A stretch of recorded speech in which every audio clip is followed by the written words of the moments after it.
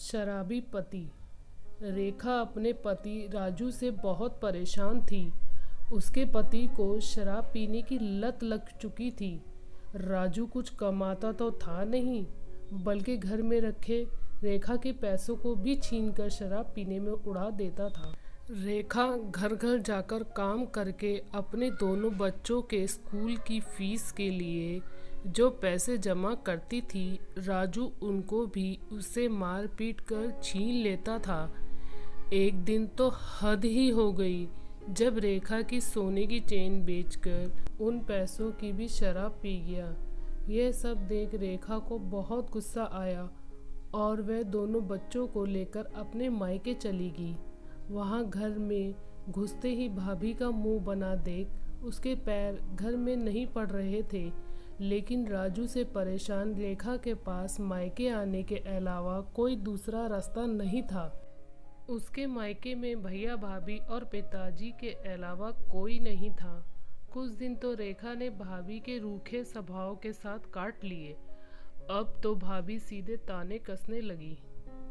तो रेखा ने सोचा कि अब और यहाँ रहना सही नहीं है, इसलिए वह वापस अपने घर जाने के लिए तैयार हो गई।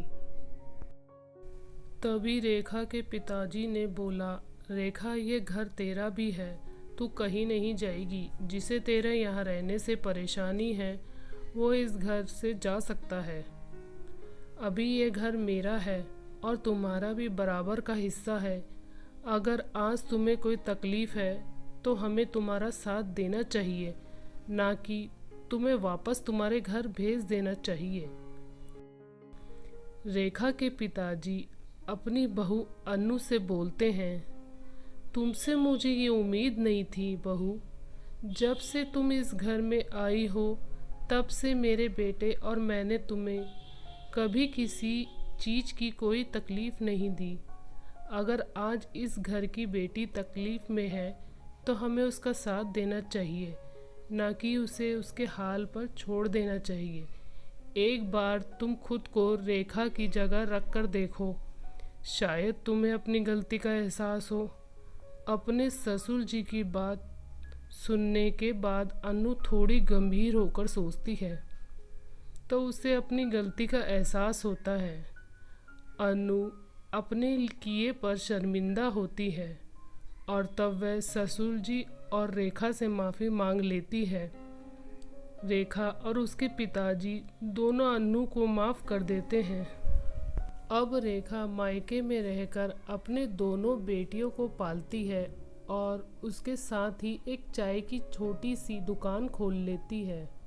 दुकान जितनी छोटी थी उसकी बिक्री उतनी ही ज़्यादा होती जा रही थी और अब वह एक सक्षम इंसान बन चुकी थी।